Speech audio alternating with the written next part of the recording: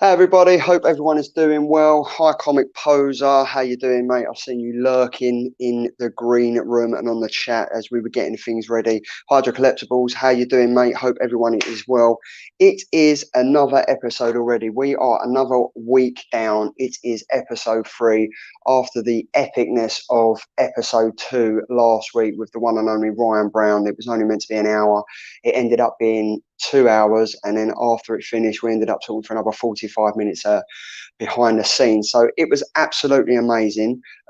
This week we have the absolute pleasure of two fantastic guys that have from start to finish created this absolutely amazing comic. It's called The Secret Protectors. I've been lucky enough, they sent me issue 1 and 2, and I have to say it is absolutely amazing. I sat down with my little boy last night and we read it, and if I'm honest, I've read it 2 or 3 times already, and it is seriously great. When it actually does come out, it's going to be absolutely fantastic. I'm sure it's going to be snapped up. There are some people in the chat that have read it already. I think Hydro Collectibles, you've read it already. Comico Dino, hello, mate. I know you've read it already. Tom, not sure if you've read it already. If you have, jump on the Kickstarter. Get into it. It's absolutely amazing. What I'm going to do now, though, we have had a bit of a technical hitch. So I am going to introduce one of the stars. It's not just me. You don't get to listen to me waffling on for an hour. I've got myself and I've got Ben Nunn, and I've also got Adam Wheeler. Adam Wheeler's gone on the missing list. I think actually he's back in the room now. Right, so here we go. I'm going to get both of them on. First coming up is we've got Ben. Hello, mate. Hey. How you doing? We've got Adam. Here he is. How's it working now, Ad? Is it all right? All sorted? I've got a crazy delay going on. I have no idea why. Do you have any earphones or anything, dude? All right, all sorted. I have got some headphones I can go grab. Please. Crazy delay going on. All right, I've just muted Adam for a bit because we're just trying to sort out some technical difficulties. So he's going to go and get some headphones. But Ben, welcome to the Killer Comics Show. How are you, mate? Happy to be here. I am good. I am very good. I've got I've got the lockdown hair, just really kind of rocking the stuck at home drawing comics aesthetic. So it's working for me. I'm feeling good. Feeling good. So I mean, are you still on lockdown? I mean, obviously we're all London based, which is good. This is like a so I mean, I've been back to work. I mean, how about yourself? Obviously, you've been being like an artist and stuff like that. I guess working indoors, outdoors, in isolation is kind of no different, I guess.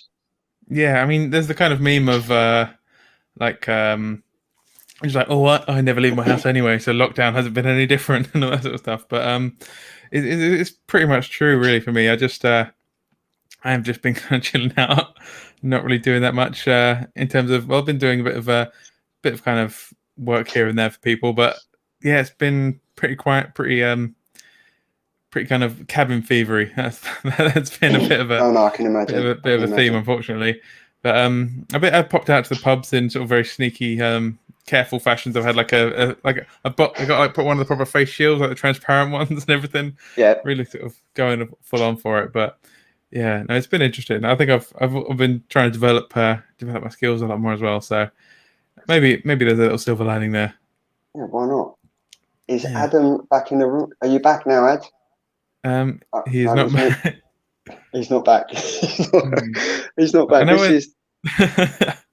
know when they say silent partner, I'm not sure that's what they were going for. But yeah. So yeah. I mean, how have you been keeping busy? Obviously, you've been doing this. I mean, you've been working on this whole thing. Which is awesome. It has been good, and there's like people in the chat like Comico Dino and like Hydro Collectibles and Tom and Comic Book Poser. We all talk to each other, so it's really good. I think like at the start of lockdown, we all started talking, and we've kind of got like this UK comic book collector scene. It's kind of getting bigger because I think we all know that in the US it's massive. Comic book collecting and reading, it's a way of life for them over there. So the fact that we can try and start something in the UK by doing our shows like once a week or once a month or anything like that, I think it's like it's definitely the way forward. We've got some people. Oh, Adam's gone again. I was literally just about to pop up here saying hi, Ben. Hope you're well. So Hydra, I think you upset him, mate. He can't. He can't. All good. He can't, All good. he can't Thanks, really Pedro. sing. And do you know what? Like everyone in the chat, me, Ben, and Adam, we got on before, and it was going all right. We had like a little rendezvous to start talking about how it's going to go today, and all we said to Adam was, "Why don't you just try it on the laptop?" And now he's gone, and he's back now. Oh, okay. Cool. Right, let's try it. Adam, how you doing, mate? Yeah, I think it's okay now. Oh, Yes. okay. That sounds that sounds good. Okay, awesome. Is that better? We'll go. Yes. I'm not going to throw my wife under the bus. So, but so basically, she's got about 100 tabs open. She didn't tell me that she had this video playing on a different tab. So I'm like, what is going on here? And I can't do anything because I'm hearing you guys talk, and then I'm also getting like the actual version. I'm like, this is crazy. So yeah, I did say off, like, you know, backstage, etc. I'm a technical like dunce, so I'm not surprised it happened. If it was going to happen to someone, it would happen to me. We're a creative team, not a tech startup. It's fine. Someone called it when you logged off. One of the guys on their comic book poster said, "Oh, he's got the YouTube stream open." So he knew that you had the YouTube stream open, and he was kind of on it. He knew it. Yeah, I'm just I didn't have it open. I'd just like to point that out. I didn't have that open, but yes, there was one open, unfortunately. But it's everyone's agreeing. I agree with comic book poser. Adam likely has the YouTube open. So I think we can all agree that Adam, stick to the writing, mate. Yeah, definitely, 100%. So Ben's kindly introduced himself. We found out that he snuck out during lockdown and went for a cheeky pint when he shouldn't have done, and he kind of dressed up in a hazmat suit, something out of Stranger Things at the end of season 3. Spoiler alert if you ain't seen it. I'm so sorry about that, but I've just dropped it in there anyway. So how have you been coping, Ad?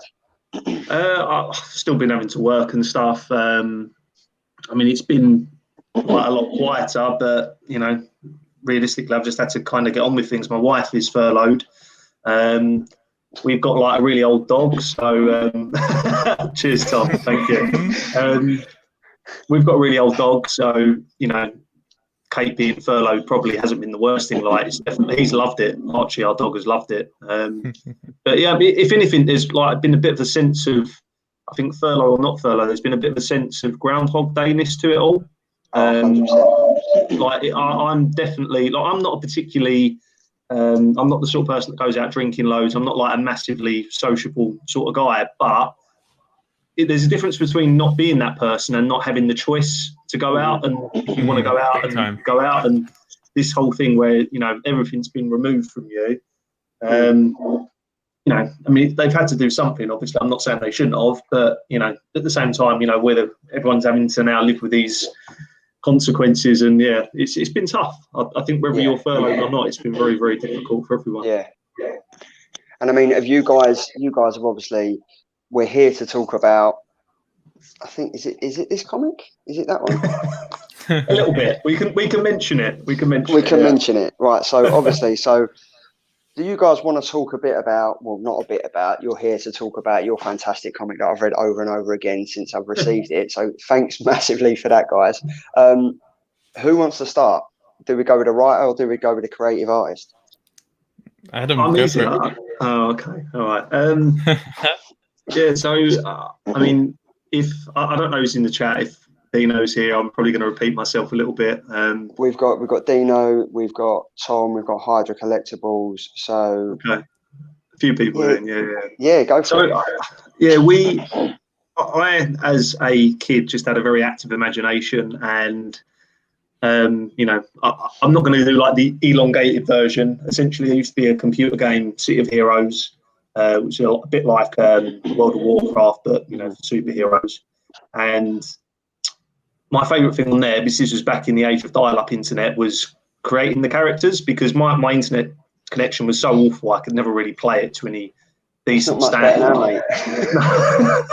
No, I know. And I'm probably worse with tech now than I was then as well. So, yeah. So, but yeah, I just had, after years of playing on there, I just had all these characters. I was big into, like, you know, escapism and all that sort of side of things, and role-playing and what have you. So fast forward to like 2017, I just had this desire and need. I just couldn't. It became very all-consuming. I couldn't think about anything else other than trying to tell this story, which we're now telling with the comic.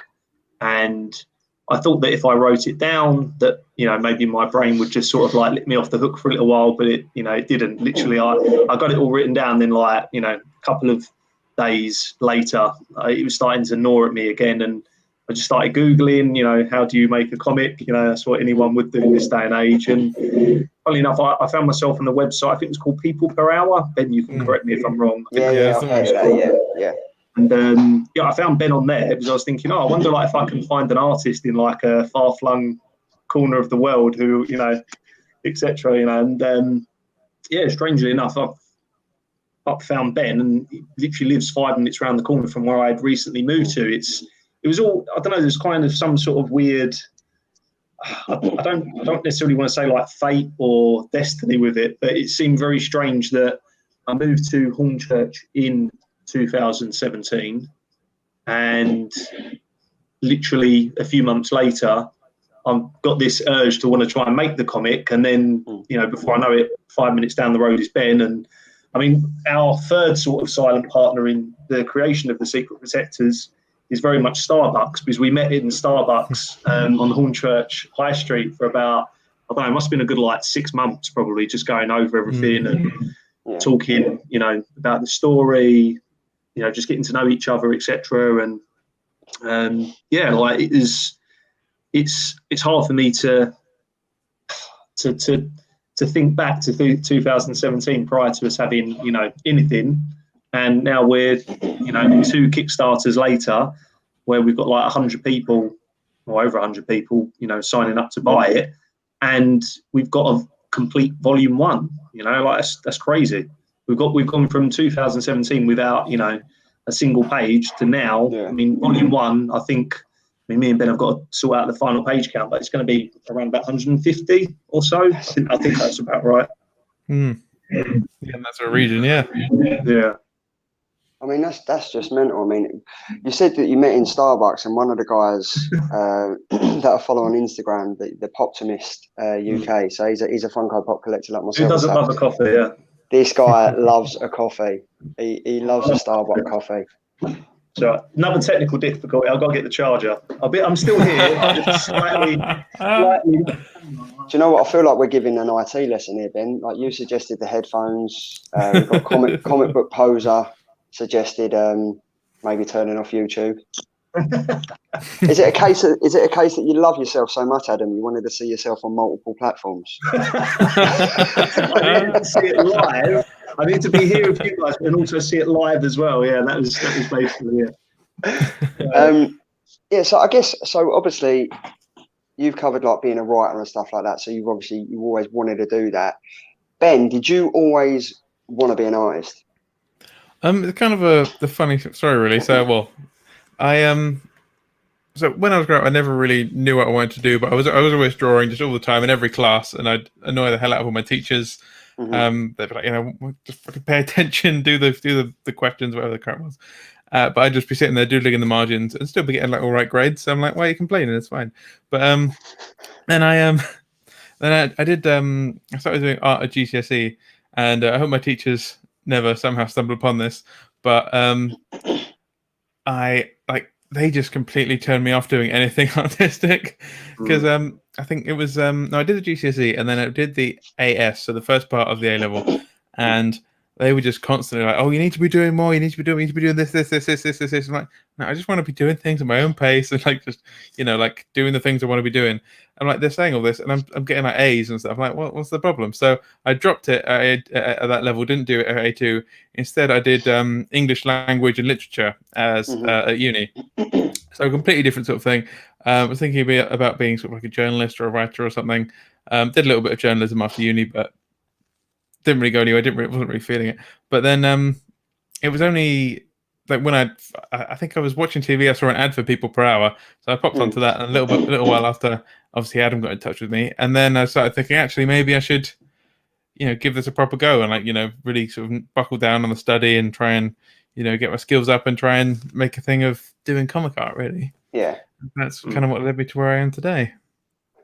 And I'll tell you what, where you are today is absolutely amazing. I mean, so when you were both growing up, who were your inspirations for obviously artists and writing? Like, because like the thought process of wanting to make a comic, as Adam, you mentioned, mate, when you're growing up and everyone wants to try and write a comic, or everyone wants to try and draw a comic and stuff like that. So who did you look at, artist-wise or writer-wise, to think, I actually want to be the next big thing, I'm going to sit down, I'm going to write a comic? Was there anyone in specific that you guys looked up to and thought, I aspire to be them, this is, do you know what I mean?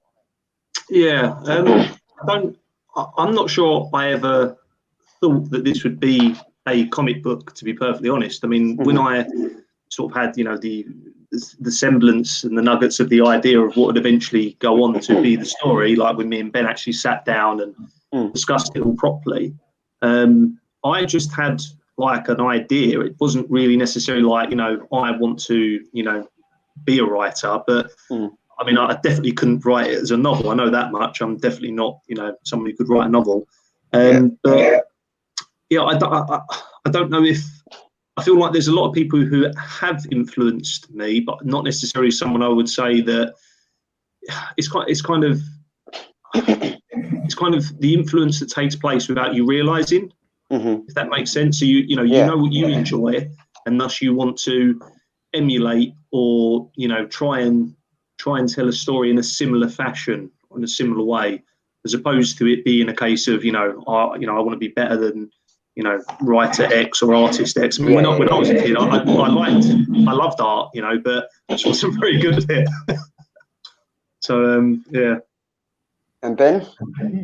Right. So growing up, I think the biggest artist that sticks out in my head for comics when I was growing up was John Romita Jr.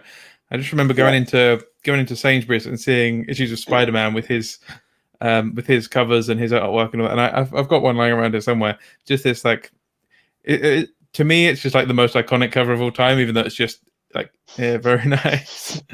To me, it's just planned. That really wasn't. To me, it's like unbelievably iconic, but like to everyone else, it's like it's just another cover. It's just Spider-Man kind of on a wall, just with his back to the camera or to the viewer or whatever. And for some reason, that just became such an iconic thing just because I saw it so much. I reread that comic again and again and again. And I loved it. Like, it was so unique and so like different from the kind of comic book style, if you know what I mean. So I mean, obviously you've got like the Jim Lee stuff, which is brilliant, and you've got like people like Jason Fabok and all that who are doing stuff like that nowadays. But that's very much the sort of comic book style. Obviously, they have their own kind of twist on it, but it's the kind of the heavy black shadows and hatching and things like that. Whereas the way John Romita Jr. did it was just so interesting and unique, and I hadn't seen anything like that before. But then when I was coming into doing stuff with Adam, I really tried to move towards people like Ryan Otley, who did like Invincible and lots of other really good. I don't know if he's still doing Spider-Man at the moment, but I know he was quite recently. Yeah. And Sarah Pichelli, who did a lot of Ultimate Spider-Man stuff, who's just fantastic. Those are the kind of big ones. But I mean, I don't think I've reached those levels yet, but I'm doing my best. But like going back to what you said, like I'm just going to pull up some of the things like people are saying. What's up, guys? Great show. They clearly didn't see the start where Adam had a bit of a malfunction. The beginning was gold. That was all gold, man. It was. I was just waiting for something like who's the geezer that does that You Being Framed. I was just waiting for him to pop up, and I get my like £20 and stuff. Yeah. But I mean, going back to, you're not the first artist, Ben, to turn around and say that when you was in school or college and everything, you was literally, the teachers were on your back to say, stop doing what you're doing, just concentrate on this. Like, I'm so pleased that it didn't hinder you from what you guys have produced now, because you just think if them teachers had literally thought they knew what they were talking about, do you know what I mean? It would have been something totally different. You could have ended up working in Starbucks serving Adam the coffee instead of sitting there drinking with it, talking about the comic. Yeah, definitely. So, but I mean, so who's going to fill me in on? We know how this comic book started. We know how the Kickstarter started. What has been the most challenging obstacle that you guys have had to overcome? I mean, obviously, Kickstarter has got to be a hell of a process. I mean, Adam, I think you mentioned that you literally haven't. You've literally breathed, eaten, slept, Kickstarter, the secret protectors from start to finish. I mean, what have been the biggest obstacles, or have you got any funny stories about how you guys have and what you guys have dealt with while you've been coming up with this comic? I mean, it'd be great to know. I mean, Ben alluded to, I mean, I just about jumped in and started. I'll let Ben tell the story, but after he's told it, like later on after this, if you go on our first Kickstarter, I'm pretty sure the video is still on there. I think so, yeah. I think it stays on there. So, yeah, go on, Ben, you tell. Right, so we obviously we wanted to record a video for our first Kickstarter, but we have no equipment, no lighting, no microphones. Well, I've got this microphone now, but we didn't have that at the time. We had absolutely nothing, nothing of substance or value that would really help us do this. So what we did, so we had the two of us. So there's me as Adam. In the middle, we had a banner a pull-up banner we take to cons, and so this was in Adam's front room.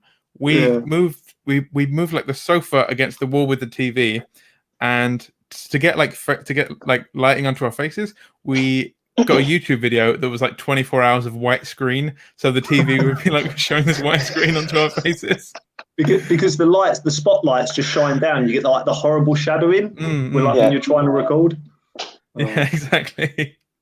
We tried. Remember I sellotaped paper, A4 piece of paper, over my lights to try and see if it would dim it. And they just kept falling down the whole time. Sometimes mid-take they'd be falling down from the ceiling. Oh, that was a good one. Oh, that bit of paper fell on your head halfway through. Yeah, never mind. Yeah. And I bet it was the best one as well. I bet it was perfect. And all of a sudden, none of them were good. None of them were good. No. Didn't it take 3 hours to do a 20-second bit? Yeah, we easily had. We probably stopped counting around 80 takes. Genuinely, really? And there was this is for like a 2-minute video, if that. It was crazy, and that's why if you look at the video this time, and we're not in it, and it's not because we don't want to be. It's just we just. Although it's not to be in front of the camera is not really either of us what we want to do ideally. And also, we shouldn't be in that close proximity because of virus stuff. So well, that's a good excuse. There's a good excuse there. Yeah. But I mean, just to address some of the people in the chat asking about the Kickstarter. The Kickstarter has ended. We will be doing an Indiegogo for anyone who missed it. So you won't be able to back at the moment, but that will be up again soon. So Comic Book Poser has asked, "Oh no, does it not ship to the US? Is that why he can't back it?" No, we have been. We've been ship. We'll ship anywhere. But the current, as Ben was just saying, this Kickstarter has just finished. It finished last Friday. But the plan is, because we have been getting quite a few messages and stuff on Kickstarter and Instagram, etc., saying, can I still get it somewhere? And we decided what we're going to do is run a sort of second chance offering on Indiegogo, which is slightly different. We've not used Indiegogo before, but we're very aware of the platform and how it works. We've just always, for whatever reason, gone with Kickstarter. But it offers us a different chance, because on Kickstarter, whereas you have to reach your budget, on Indiegogo you can just do it flexible and you don't have to actually set any sort of goal. Yeah, I think it's quite good to have Kickstarter. It's good to have the drive, the push, because I think if we put up an Indiegogo and we go, we've got 500 quid, all right, cool. We're not necessarily driven to just keep trying to reach that goal and go on and on and on, because we've got some money, we'll get that money. But with Kickstarter, it's you got it, you're not got it. You either get to the goal or you get nothing, which I think is stressful, but exciting.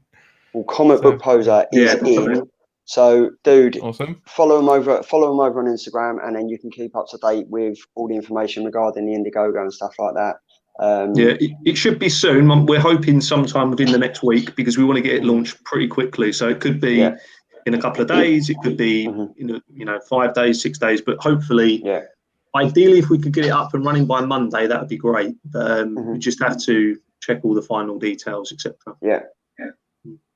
Cool. I mean, so I reckon without further ado, we should just dive straight into it. So who is going to start and tell me how fantastic this comic is, what the comic is about, just so you can kind of sell it a lot more too. I think everyone in the chat, though, this is pretty good. I think everyone in the chat has either backed you or received a digital version or has actually been lucky enough to receive a physical copy like myself. So for the guys in the chat that haven't, tell us about it, Ad, because this, I'm not being funny, out of the independent comic creators out there, this is probably one of the best comics I've read in a while. It literally appeals to all ages. I sat down the other night and read it again with my 7-year-old, and he loved it. Like, and we've got the first 2 issues here, and it's kind of like I'm chomping at the bit to find out what else is going to happen. So I think for that to be one of the talking points of a comic is that when it ends, you're like, I want to know what else is going to happen. I think, mate, boys, you're onto a winner here, lads. You really, really are. I think, honestly, I'm loving it. You got my backing 100%. And I think instead of me selling it, how about you just start talking about your comic, mate? Because this is, it's wicked. And comic book poser, yeah, you're in, but wait until you hear about how amazing it is and like the story behind it. So. Yeah, sure. I mean, it's one of those things. Like, I mean, probably neither of us are particularly great at selling ourselves when it comes to us in general. But yeah, I mean, I'm so proud of what we've managed to achieve with the story. Our whole thing, you know, sitting down for months upon end and just going over the story. And with Ben, you know, Ben's as invested in this as I am, and I don't know if you've ever had like what you thought would be a very good idea, and then you say it to someone else who's actually listening to you and is actively taking part in the discussion, and they just help you make it that little bit better and that little bit better. And then before you know it, you went from like, you know, an idea that was decent and like serviceable to an idea that could be really special and great because you both have a love for the medium of comics and telling that story in the first place. And you're both coming at it with, you know, what is hopefully an original take.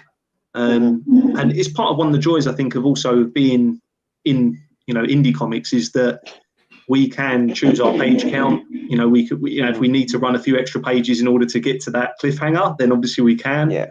But yeah, I mean, we always, definitely from the beginning, that was one of our main things. We wanted to make sure that when each issue finished, that it was leading to something else. Because, you know, you're not going to get people coming back to, you know, to want to read the next issue otherwise. Especially when it's not necessarily coming out on like a monthly schedule, like a, you know, like a big 2 kind of thing would, you know, we've not got the resources for that. So if you really need to, someone release to want to come back in order to really keep things going. Yeah, definitely. But I mean, so like, obviously this is an original take. So how many people are in the Secret Protectors? Where have the Secret Protectors come from? Are they normal people that have become superheroes, or are they from a faraway galactic interspace? Or without going too much into I mean, to be fair, on your Instagram account, I think you can read the whole of issue 1 through Instagram. Am I wrong? Yeah, I think even most of issue up to even most of issue 3 is on there as well. Like, the thing is, I mean, yes, it would be very nice to make loads of money from this, but we also actually really just like people reading our comic. You know, it's, you know, Ben, apart from this, does like plenty of his other stuff. He's got like Gulf Canyon comics as well. You know, and it's a case of, you know, you want people to enjoy what you're putting out there. It's a creative process, and you hope that in your creativeness that someone will see it and say, "Huh, that's really cool." You know, it's crazy. Like, you know, you'll have people like, you know, just breeze past you at Comic-Con, and it's like, fair enough. Like, you're not going to win everyone, but the amount of time and effort, you know, from myself and from Ben that goes into, you know, a single page is nuts. And it's quite funny when someone just like breezes over and it's like, meh. It's like, oh, if only you knew the amount of work and the attention, you know, that goes into it. As for like story wise, it's difficult. If you read between the lines, especially in some of our special features, like one of the ones that's just been one of our stretch goals, In issue 3, there's some detailed information about some of the secret protectors themselves, about the characters, and it's told from an in-world perspective by Edward Gray, who's the commander of Scimitar, and that was us just trying to be able to give some more backstory and some more Easter eggs, so readers, like, you can just pick it up and read it as you have, for instance, you know, with your boy, etc. But the idea is that there is a far bigger world. Like, me and Ben have sat down, we've discussed it all. We know, like, where this world started and where it's going. You know, this isn't just a case of, oh, we just got these random characters, just throw them in. There is a reason behind everything. Anything you see, everything that's going on, it's all leading to something, and it's all come from something. And you will you will see parts of that as we go on.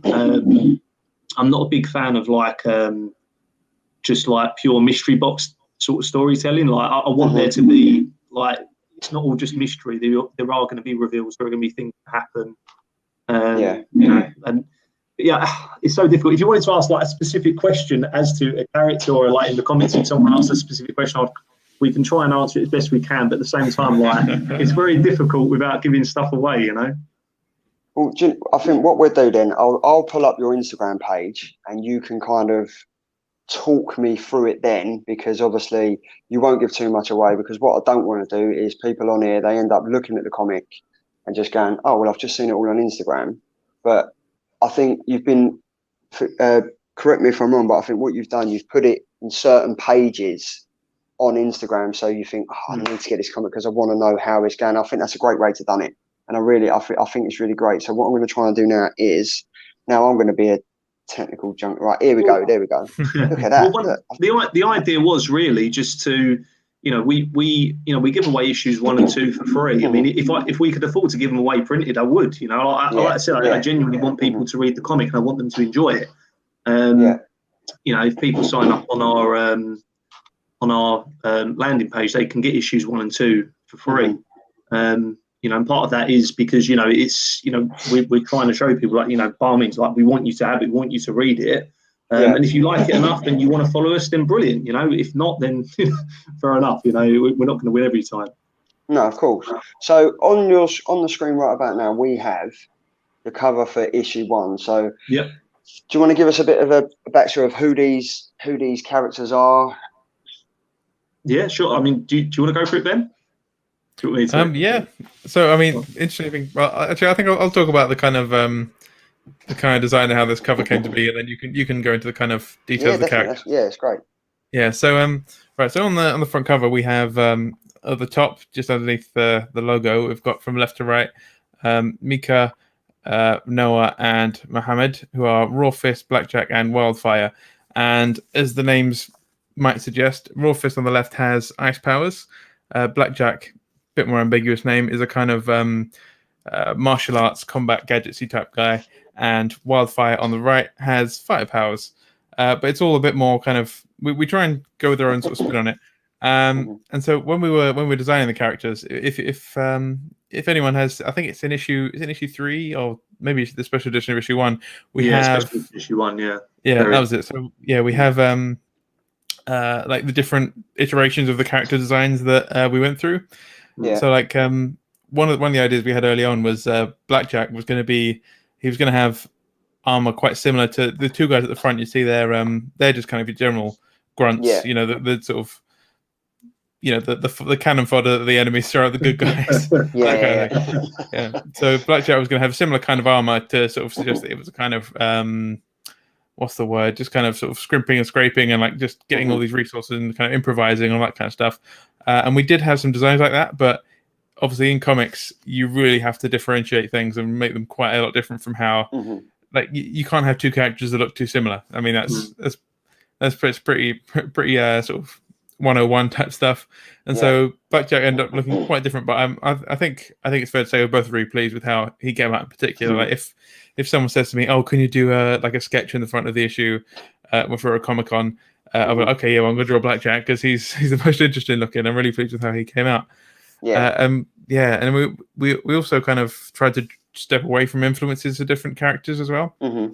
So Raw Fist had a lot of kind of Captain Cold, Killer Frost kind of influences. But you know how a lot of ice characters have like fluffy arms and fluffy hoods and all that kind of stuff. So there was a version of Raw Fist that had that, but we just thought, like, I mean, this doesn't stand out. This is kind of very kind of unoriginal, paint by numbers kind of thing. So let's just mix it up.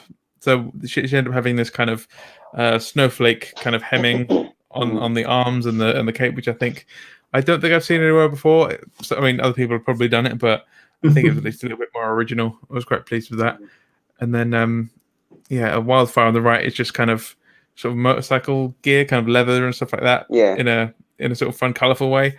And then just in the middle here, we've got Ben and his mum, but I won't go into more detail on that because that might spoil issue 1. So yeah. And then I think go on, Ben. Sorry, Adam. Go on. No, I was just going to say we if you see our variant, hello dudes talking comics.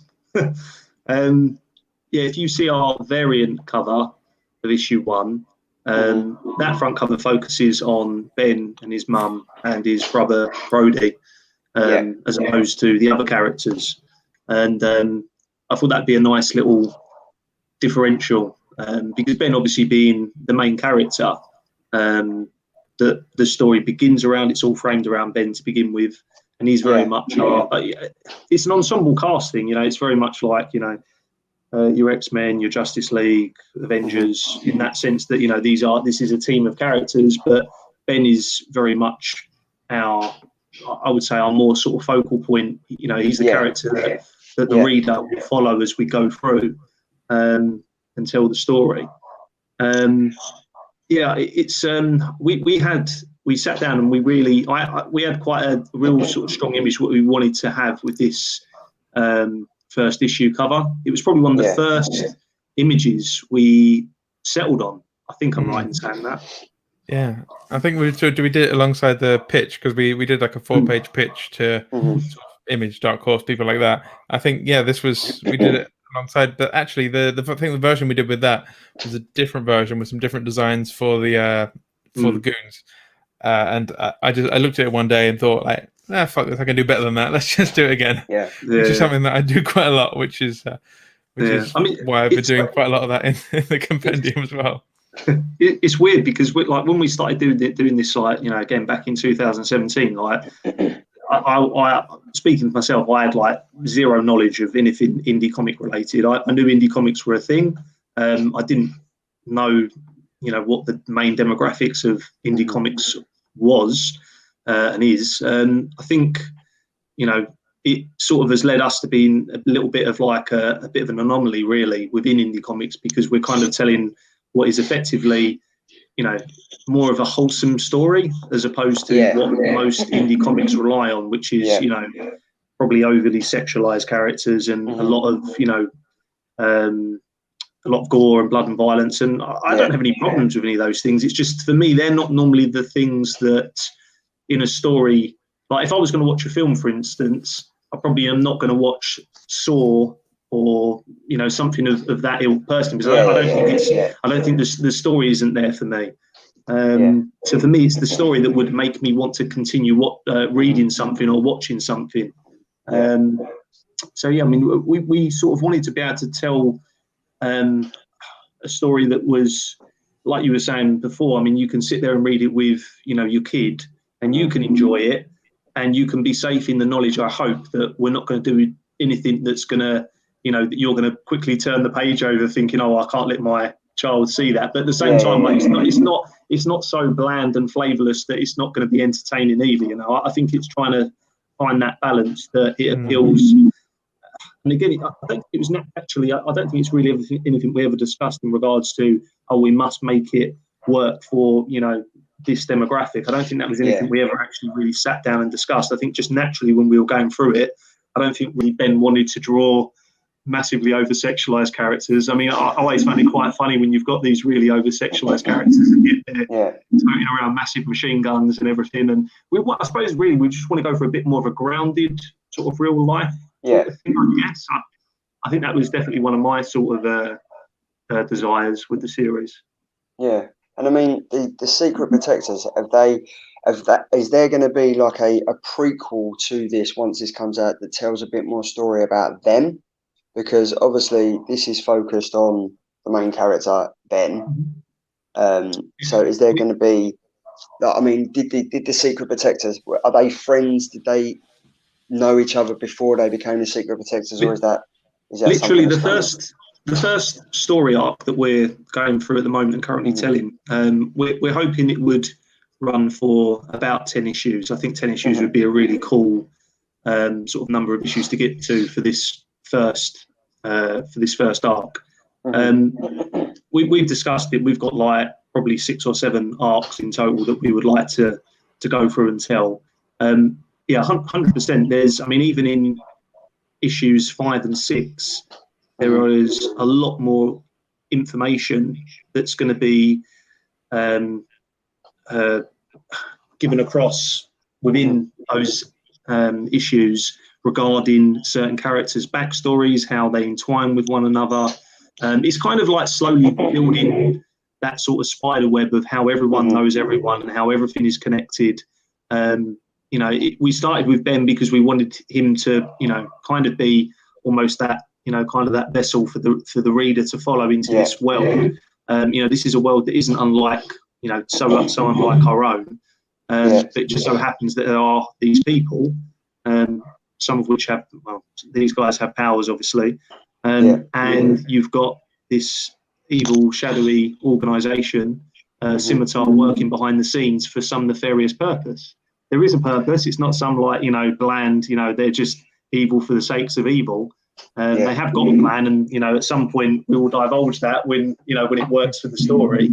We're getting there. It's just that's why I feel really strongly about trying to get in those little Easter eggs. And if you read through them, you can actually ascertain a fair amount of knowledge from the things people say, the things that each character may say during the comic, for instance. And then if you read through these little Easter egg areas, you might think, that doesn't quite ring true. And there might be a reason behind that. So if you put your detective hat on, you can actually glean quite a lot of information. And for me, that's always been something I've enjoyed. I've always enjoyed, like, those little behind the scenes, those sort of little in-world lore things that you can come across sometimes. Be in definitely. A game or wherever it may be. I've always really enjoyed that. I think it's a nice way of being able to get across in-world lore without me just saying, like, here's a wall of text. I don't think that's as entertaining, and it's not as mysterious either. You want the mystery. 100%. I mean, this comic, for me, literally, I'm going to flick to the next page, but obviously this tells you a bit about it, but then it just gets straight, like, honestly, it gets straight into it. And as soon as I opened like the first couple of pages, I was hooked, because I was like, what's actually going on? What I will say with Ben's, I think Ben's smiling there.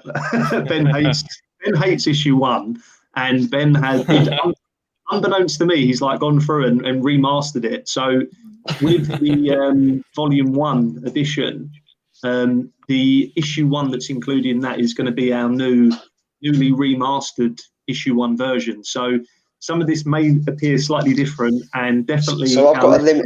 So the people like myself and Comic Dino, we've got limited editions. Is that what you're saying? Essentially, yeah. So I can make a few pounds. I can whack them on eBay. Is that what you're saying? Yeah. I'll tell my mum that. She'll definitely buy it. No, I won't.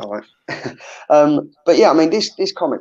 Like some comics, some independent comics. I think it was either, I don't know if it was me or you, Ad, or me and Comic Dino that spoke about it. But independent comics they're at the forefront now. They're kind of leading the way. They're kind of doing what DC and Marvel should be doing.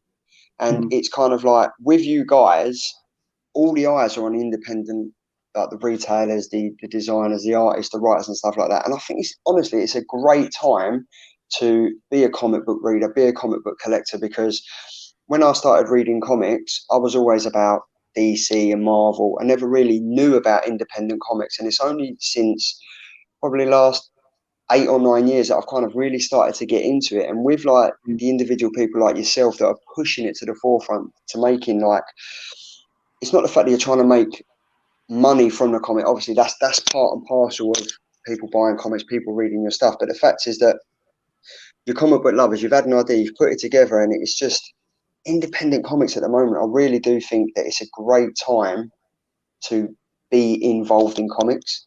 I mean, how do you feel being on the flip side of that, being actually at the forefront of it? I mean, I'm a reader, I'm a comic book reader. I've got no artistic or writing contributes to anything, but I mean, you guys are there, you're working tirelessly to get your stuff out there, working with the publishers and stuff like that. So it must just be endless work for you guys. Yeah, I mean, I think because obviously this is the UK, I mean, I don't know what it's like in the US. Obviously, indie comics in the US is quite a big thing. I think it's a shame, you know, for whatever reasons it may be, that, you know, the UK indie scene probably isn't at that level yet. I'd love for it to get there. It'd be brilliant. And it's something that once this is all fulfilled, I would really like to actually put some more of my time and effort into trying to build up a bit more of a indie UK scene, not necessarily for any like selfish personal gain, but just because there's people out there that are all kind of, you know, there's yourself, you know, Dino, Luke, everyone's got similar aims and goals really. We all love comics and we all want to, you know, get out there more. And I think you're right what you're saying about, you know, indie comics now. There's some really cool stuff out there. I mean, I've read a couple today. I was reading I've just started getting into The Show by Jed McPherson. Oh yeah. Yeah, there's lots of cool stuff out there. I was reading David Taylor's Her Prosperity as well. That's a really good read. Yeah, there's lots of cool stuff, and if we can somehow sort of help shine a light and make it better. I mean, there's definitely never been an easier time to do it, as hard as it still is. Don't get me wrong, it is still, you know, ridiculously hard. If you were doing this because, you know, you wanted to be able to make a success and make loads of money out of it, I probably would say not to do that, because I'm not sure that it's necessarily like this sort of, you know, Scrooge McDuck gold pit. So I don't think it's necessarily that. But if you've got, like, you know, a love for it and you love doing what you do, and you know, we certainly do. You know, we as I said, like, we just want people to read our story and hopefully they enjoy it and hopefully they get something out of it. Yeah, I don't know. What do you think, Ben? Yeah, I totally agree. I was just thinking, a couple of days ago, I got our buddy Matt Stapleton. He did his What If comics. I just got the first 4 volumes of the Kickstarter. I just got up there, but I need to. Well, I think I'd already read the first 2, and then the second one I accidentally left at a comic group. So other people get to read. So I thought I'll buy it again. You know, I know it's good. So pick up 3 and 4 as well. Yeah, I mean, I think it's definitely growing. We can tell just from MCM. I mean, obviously it's hard to tell now, but I remember the first time I went to MCM. Maybe not the first. The first time I went to Comics Alley specifically at MCM, it was pitiful. It was there were maybe like 12 stalls there, and like no one was there. There was no one walking down these alleys. It was rubbish. I don't remember. It was I can't remember. It was quite a few years ago. But I think I went back in like 2015, and I remember even back then it just wasn't very good. Yeah, but then you compare it to when we did MCM in October, and it was rammed. There were like rows and rows and rows of all these independent comics, and like just constantly people flowing through, people interested, people talking about it. So I think it's on the rise, and you know, it's really nice to have this community growing up around it, and to be in kind of what is hopefully a bit of a kind of a UK indie renaissance. Yeah, it'd be nice. Theory, so yeah. Definitely. I mean, because this comic gets straight into it straight away. Like, honestly, some comics they take like 3 or 4, maybe 5 or 6 pages to get actually into it. But this just literally within the first two pages there's a crash, and you're like, what's going on? Oh no, God, what's happening? And then as you flick through it, you kind of understand. I'm going to flick through it quickly because I don't want people to jump on, because we've got a I think I did flash it up a minute ago. We have got we've got a comic. He's going to be your new Instagram stalker. It's my mate, comic book poser. He is very, very much into indie comics. Like, again, he started on DC and Marvel, and then kind of just thought, you know, I'm getting bored of them, I'm flipping over to indie comics. And a lot of people are doing that now, and I can't really say anything else about your comic. Like, it is interesting, it's intriguing, the storyline, like the relationships between the characters. It was just, it's honestly wicked. So there's like a massive credit coming from me to you guys. You've done splendid. Like, you've really, really done well. Like, the fact that you've got the engagement from the front cover. Like, I looked at the front cover and I was like, who are these guys? I want to actually know more about them. And it was a case of just like, I'm really going to sit down. I'm really going to read and give my time to this comic, because the worst thing you want to do is sit down, read a comic, and then you're like, I'm just flicking through this comic. Do you know what I mean? I'm just flicking through the comic, and the last thing I want to do is just read it to pass the time. But with this comic, guys, I really do think you're on something special, because, as you said, with the Easter eggs, I kind of found myself reading it, but then going over it and looking at certain details in the artwork and stuff like that. And that is just, that's what being a comic book reader is all about, like reading it, enjoying it, reading it again, thinking, have I missed anything? I mean, have you guys, Ben, probably more so you, being an artist, is there anything that you've drawn and you've published it, you've put it out there, and you're like, I'm really not happy with that, mate. I really don't like how it's gone. Not initially, I'll tell you that. Not initially. So when we Just first the whole issue, no. no. So when we first put out issue 1, I was super proud of it, and I still am super proud of it, because it was, it was a labor of love, and it really did, like, it was a labor, like, it was my first sort of project of that kind of scale.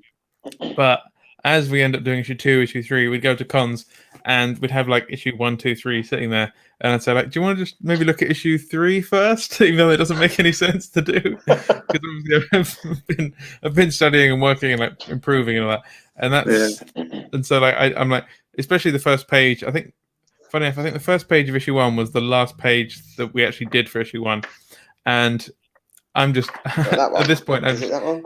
Yeah, that one. I'm not happy with that at all anymore. So I've actually, that is one page that I've completely redone. It's like a completely different layout, all redrawn, everything. But yeah, there's quite a few panels in there. Like, a lot of it I am still really happy with. I'm really happy with the first scene with Ben and his dad, with the car crash and the explosion and all that stuff. Really, really, like, yeah, just here, especially the page before that, I think. Really pleased with those. Is that right?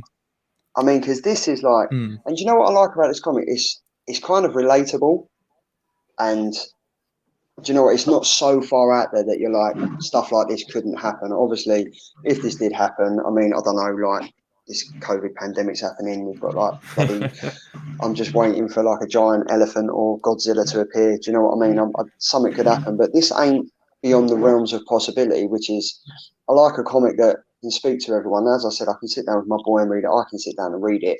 And the fact is that, like, you've got to be happy with this, Ben, man. Come on. Like, I mean, oh yeah, it's artwork. It's quality. Yeah.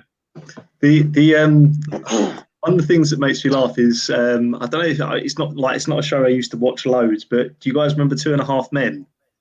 Yeah. Do you remember?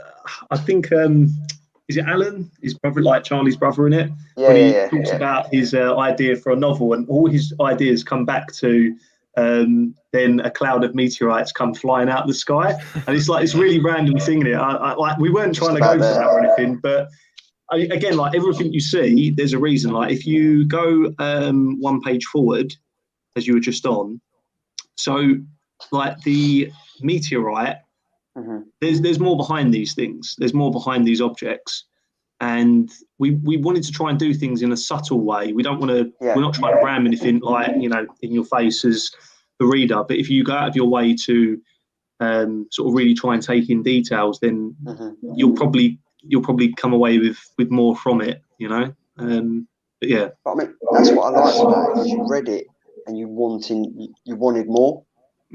So like, you're coming away from it and you're like, this I want to know more about this. So like, when that meteor does land, you're like, hold on a minute, what's the thought process behind that? And then you go on and you kind of find out that, like, there's the explosion.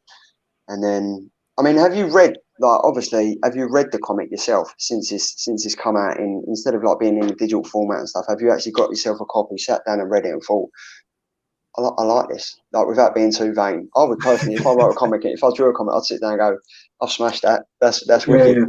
It's funny, like, I mean, I love all of our issues. The way that, we wanted to try and tell a story not like as you were saying, we're not trying to go at like a really slow pace, but we also don't want to like, go too fast either. I mean, one of the things that we got advised on, and I think, again, Ben will probably agree with this, was our lettering in issue 1. I say our lettering like I had any involvement in it, like I'm no good at any of this stuff, but it was so funny because I remember me and Ben sat down in Starbucks one day, and I downloaded, I can't even remember the name of the program, but I downloaded this program because Ben was like, get this program, it'd be really helpful, etc. And I was like, yeah, like I'll do whatever I can to help, and like, maybe I could do the lettering, like not understanding what a ridiculous statement that was to make.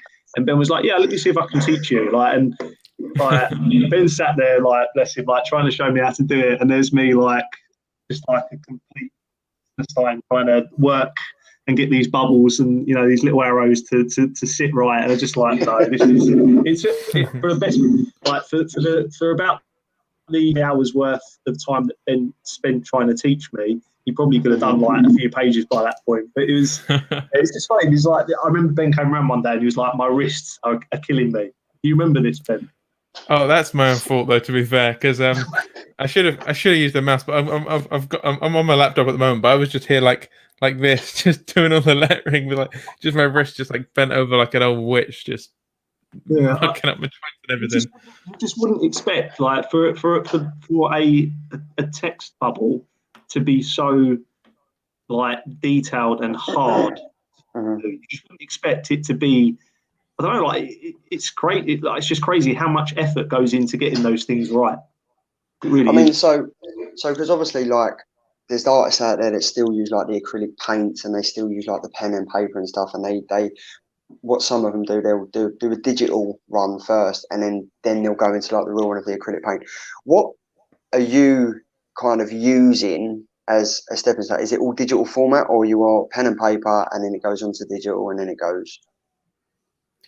I kind of mix it up quite a lot depending how I'm feeling. Issue 1 and 2 were done. I think issue 1 was done almost entirely digitally. Issue 2, I did sort of thumbnails and pencil sketches to kind of get things, and then moved to digital. Issue 3, I did all of the pencils and the inks physically, and then scanned them in digitally. And then I realized that actually my scanner wasn't good enough to do that, so I had to redo it all digitally anyway. So that I think what I'm going to do. I'm going to start up a Kickstarter to get you guys tech savvy. If anyone in the chat would like to help me fund this, because $1 million or 1 million, yeah. These guys are great guys. They just need a little bit of tech savviness. So, but no, I mean, it must just be. I mean, it's wicked the fact that you can look at that and think, right, that was done by hand, that was done on an iPad, and you can't really tell the difference. Like, I wouldn't be able to. I mean, you might be able to look at it and say, right, yeah, we did that. Yeah, we did that digitally. This was done like by hand, but it's so good. And the fact that if this was on a shelf in a comic shop, I'm picking it up 100%, because I'm looking at the cover. They say never judge a book by the cover, but I'm looking at that and I'm intrigued already. I'm like, who are them characters? I want to know a bit more about this.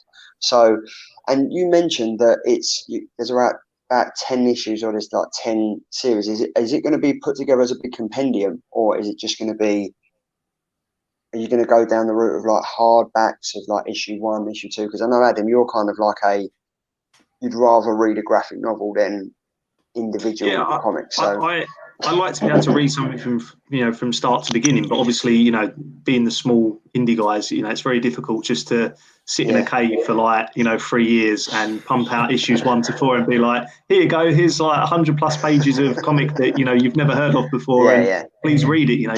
It probably wouldn't have been a very good idea. And I think definitely the hardest part of this whole process is getting it out there. So even if we had 100 issues to go, like ready to go right now, the hardest part is still getting all that material in people's hands and getting them to to want to come back and to want to read it. And that's probably been the part, in some ways we're probably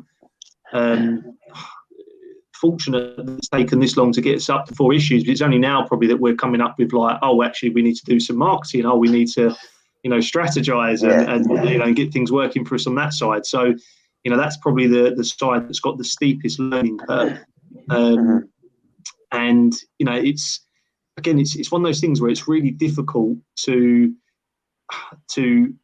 sum up what we're trying to achieve. So I guess the way I would probably try and say is that we're trying, in that, like, the crux of it, it's a superhero story, it's got sci-fi and fantasy elements. Yeah. It's also very much about the drama between these characters. It's not. I always struggle to put it into the words that I think works best, but we're trying to tell a story that you think you know where it's going to go, but you don't really know where it's going to go. There's that mystery side to it, the intrigue, and hopefully that's the part that keeps people coming back. But it's not going to be, it's not like a Lost sort of situation whereby we know how we start, but we don't know where the middle or the end's going to be. This is all mapped out. We know where it's going to go. No, I loved like the last three or four pages. I was like, yeah. And then the last page, I don't want to show it because I don't want to give anything away, but it was just like, it kind of reminded me of a certain film. Okay. What film? It kind of reminded me of Endgame. Okay. I mean, obviously, issue 1 came out before then, so we can now sue Marvel, right? Yeah. It's in. Okay. Are you guys all right for me to show the end page? Forget about the Kickstarter. We're listening. What was that? Are you guys all right for me to show the last page? Yeah, man. You show what you want. Right. So this is kind of what I was thinking. Hold on, there it is. This is kind of what I was thinking about. You can see where I mean with the end game, like where they all come through the portals. Yeah. And but that I was just like, this was like wicked. So the fact that at the end of comic issue 1, you get to see the superheroes. You get to see these two dudes as well. But guy, honestly, like, I mean, outside of comics, have you got any, like, Adam? Have you got any other writing interest? Ben, do you do any other drawings? I've just had one that Tom's just literally just put no too many spoilers.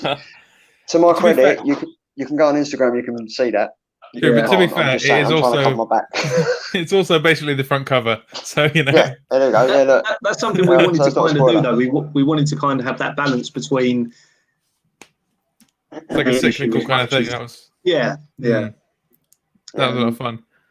But yeah, I think that I do. That's a good question. I mean, I do another. I think Adam mentioned earlier. I do another little comic on Instagram called Guff Canyon, which is just sort of little 4-panel jokes, basically, which I've been doing since January. I think I'm gonna. That is a great name. Can I find it on Instagram now? I can drop it in the chat. Yeah, bring it up. Yeah. Right, you've done. You're probably not going to be able to remember off the top of your head, but what was your Batman one? Can you remember what number it would be? Oh no, I don't know. You'd have to scroll back a while. Right, so you're past 100 now, aren't you? I am on Webtoon. I haven't posted them on Instagram. Oh, okay. I'm sure the Batman one's on there though. I'm sure it will be. So is it in your highlights, Ben? No, it's just sort of somewhere. In the I'm literally just gonna. What I'll do, I will share your page. How do I go into this? I'll just drink tea. Yeah, you just drink tea, mate. That's fine. Just to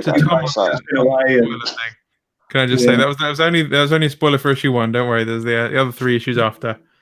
Ben changed it anyway. He hated it, so that's gone. Issue 1. Sorry.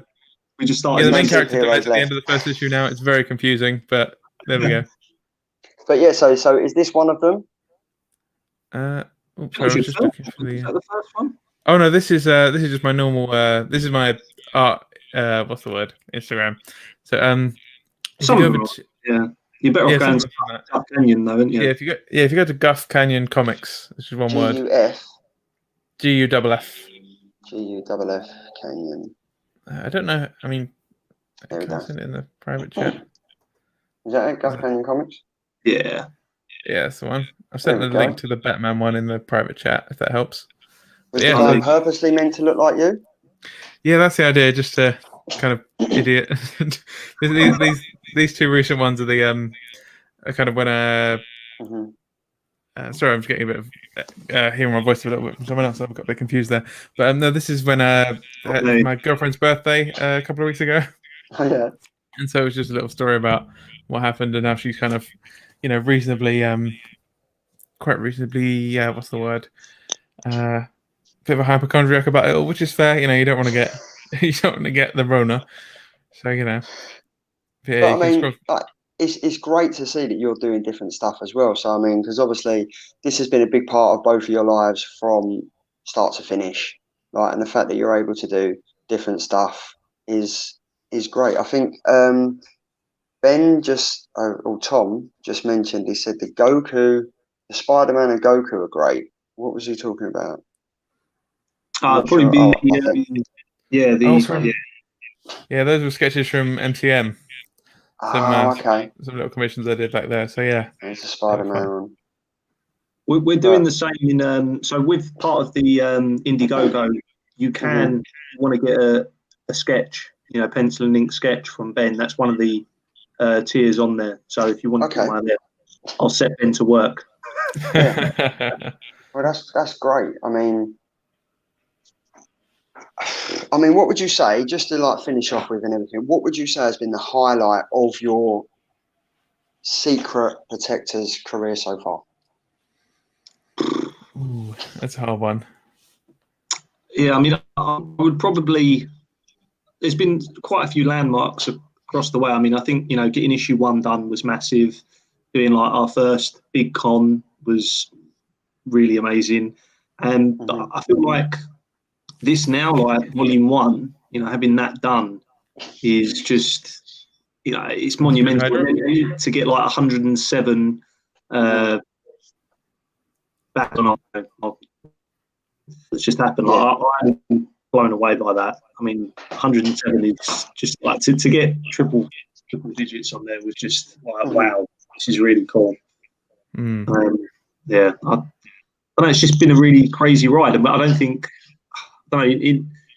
You sit there and you think back to 3 years ago, and did we really know what he was doing? Probably not, but just somehow we managed to come up with a half decent thing, and here we are. It's going from strength to strength. Tom has literally just put another question. How many issues are planned? Sorry if you have said already. Yes, Tom, they have said already. There's 170,000. They're going to lock themselves in a cave for 3 years. Did you not hear that? Yeah, like I said, the first storyline, I think the first story arc, about 10 issues. As I said, we've got probably 6 to 7 different story arcs that we'd like to go through. It all depends whether or not there's the desire for that people want us to carry on making it. If we could carry on making it because people want it, then we'll do it. But obviously there has to be that desire there for people to want it. Yeah. But I mean, guys, if for anyone in the chat, they are going to be doing an Indiegogo. So when that does go live, I will get the details and I will drop it on my Instagram and I'll promote the hell out of it for these 2 fantastic guys that have got issue 1 and issue 2. They are out now. You can read certain pages on their Instagram account. It's been fantastic having you guys on. Adam, thanks for the mishap at the beginning. Ben, you've been here from the start, mate. So thanks for that. And I mean, guys, is there anything else you want to say before we go? I'll give you the big screen if you just want to say something. I'm going to go with Adam first. Let's have a look. Right, let me see how I do this. How do I select? I'm just trying. I've messed up here. Here we go. Right, so go on. I would just say, first and foremost, I've given you your blooper reel. So, at the end of the year, at 100 videos, you can sit back and say, "Well, what's my blooper reel moment?" And then you can just throw that out there. I'm just going to keep showing this. Just keep showing it. Yeah. But so honestly, I would say, thank you so much for giving us the opportunity to come on and use your channel. Really, giving us that platform just to get out there and speak to people, and especially during this period where it's been so difficult. We was meant to be at MCM in May, and so without the ability to come on here and talk to you and just be geeks, really, just talk about comics. That's what we all love. So yeah, that's me. Ben. Yeah, I mean, same thing. Just thanks for having us on. It's been It's been a good chat, and like thanks to everyone who's already read the comic. Especially thanks to, I was going to say one of my highlights was when we first got fan art, which we've been putting in the ends of issues. That was awesome. Like when kids and older kids, shall we say, want to draw something. That was wicked. It's just so great. Yeah. So like, and anyway, just anyone who does like end up reading it, just please reach out, and like we'd love to hear what you think. And I've got to say, the logo is just, I love that. Oh, thanks. Like, I really like that. Can honestly, like, I think this can go far. I think like you could just know that is the Secret Protectors, like now. And you know what, guys, I think you're on to an absolute winner here. It's been fantastic having you on. Someone has literally just joined now. Whack Comics. Hello, everyone. Mate, I'm so sorry. We spent 45 minutes trying to sort out Adam's computer issues. So for the last 15 minutes, we've just been actually talking about the comics. But Whack Comics, thanks. Whack Comic, thanks for joining. You can check it out on the replay. Thanks for everyone that's joined up in the chat, guys. I hope I will do as much as I can to promote this fantastic comic. And you never know, you might even get it on the Geeky Guy Comics Wall of Fame. Oh, wow. Who knows? Who knows? But yeah, when you make it big, don't forget about me. I gave you the platform. Right? And also, Comic Odino did as well. So we've got limited editions. Yeah. So I'm all right with that. But yeah, I think it's clear to see you guys. You're going to be loved. I think like the comic when it comes out, it's going to be a huge success. I mean, all the guys in the chat, we're all behind you all the way. And I wish you all the best. You're fantastic guys. You're from London.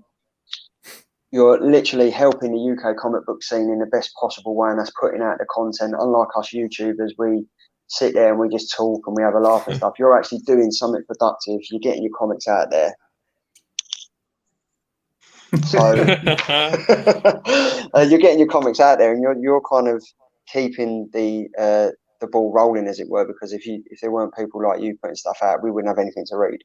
So thank you from the UK comic book community and also the US comic book community. We've got people on there that are going to look into buying it and jumping on the Indiegogo and stuff like that. So yeah, thanks massively, guys, and it's been an absolute pleasure having you on, and I wish you all the best. Thank you. Yeah. Cheers, guys. Thank you very much. See you later. Bye. Right. Oh, wait. Hold on. Are we done? Are we off? It's live. It does say that at the top. It all comes full circle. No one can use computers. Have we ended? I'm not sure if we're still on. Are we still on? Live still, man. Yeah, we're still on. Hold on, I go in ballpark.